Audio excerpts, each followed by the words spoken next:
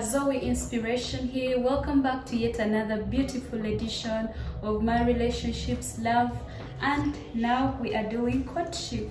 Yes, I have been giving you tips on relationships, on how to date, and God told me that actually in the Bible we do not have dating. We are promoting the secular world when we say date. But when we say date with purpose, it means get to know someone for the purpose of dating, which brings the word called courtship.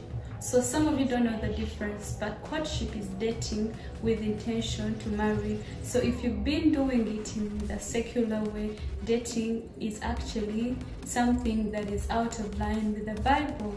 I mean, you can court, and during courtship, you can go on different dates. You're getting to know somebody's character, to know their friends, to know their family, to know their hobbies.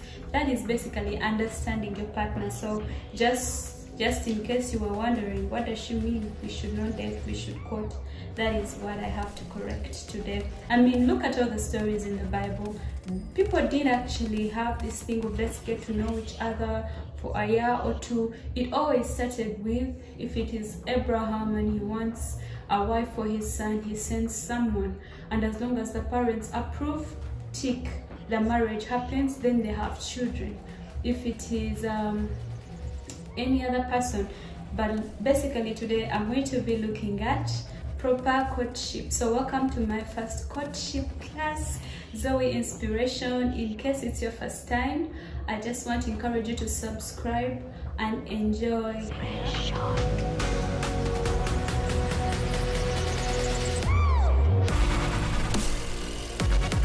So today we are going to basically look at the most important question you should ask if you're interested in being in a relationship with someone. Courtship is that period towards marriage. So at least it shouldn't go beyond 2 years. I mean, that is how dating is. Dating has no particular intention of marriage. That is how some of you get in trouble. Someone may decide to date you, years and years go by just because they did not mention their intention from the start. So a wise woman, a wise man, you need to know the intention of somebody from the very beginning. If they are interested in marriage, well and good, then you start courting. Courtship, I'll talk about the stages in another episode, but today let's concentrate on the most important question you need to consider before entering into courtship with somebody. So I'm going to base it on the book of Genesis, because we look at marriages in the Bible and they're all different. But Genesis is like the book that starts all the history, the world we see today, how it was created, how relationships started, you know. So when we look at marriage, we know that God created man and he put him in charge of all creation. And before he brought woman into his life, we see that he was good, but then it was God who noticed that he needed help. So the most important question you should ask yourself when you're planning to enter a relationship with somebody is, how am I going to be of help? Because Genesis 2:18 talks about a suitable helper. Yes, so that is the most important question. I mean, we've looked at so many couples. Even today, we can witness some of the best couples we have. Trust me, when you look at couples that have this joint purpose, whereby they complement each other, those marriages have tended to last longer, and these two team players tend to have a beautiful family, more fun. The compatibility is usually strong. Why? Because we all have a purpose in life. So when the Bible is clear and it says no suitable helper was found for Adam, and God himself went ahead to take woman from Adam's rib and created her, it means all of us have somebody we are compatible with when it comes to purpose. Because God had given man work and he feels that now he may not handle all these things. Now he needs a suitable helper. Suitable, mark the word suitable, not just anybody. That is why sometimes you enter relationships, even marriages have ended, because most people have failed to understand scripture. A suitable helper. there is a way you are suitable for this man's calling.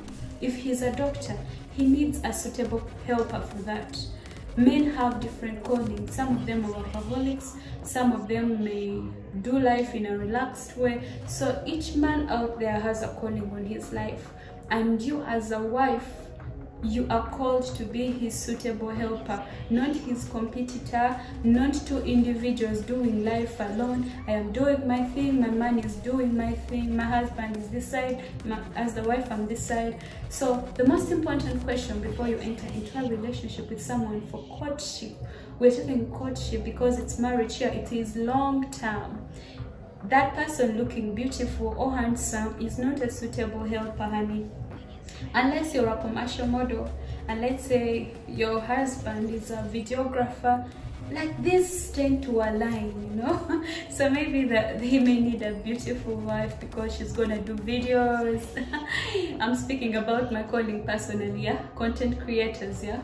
So usually you may consider maybe a model kind of look, because you want to be behind the cameras, and maybe you want your husband by your side and you both roll together on camera.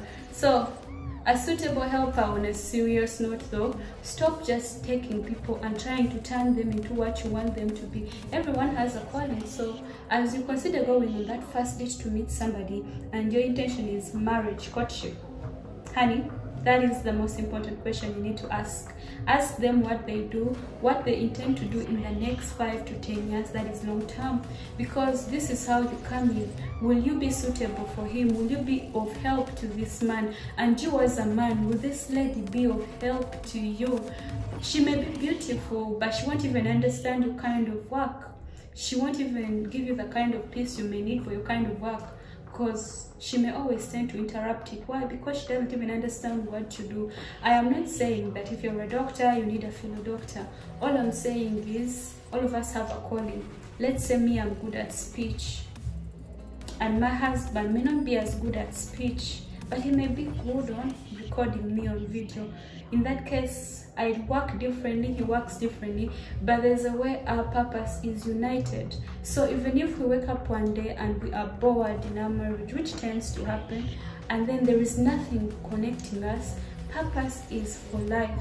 We will always be joined together. You've had couples say that him and I are doing this life together for life, because they are inseparable. They are inseparable because this is now a team thing. They build together, you know. So consider somebody who's your purpose mate, and in that case, first know who you are before you go on a date. Know who you are, then know the person you want to court for marriage. Other than that, I hope you have all been blessed. As you can see, I'm doing more brief videos, but this is officially our Kickstarter for courtship class by Zoey Inspiration. Yeah, so I hope you've loved it. Share it to a friend, subscribe, hit the notifications bell. I'm gonna try to do more videos because the year is ending. Blessed new month, my birth month. I love you guys. Mwah.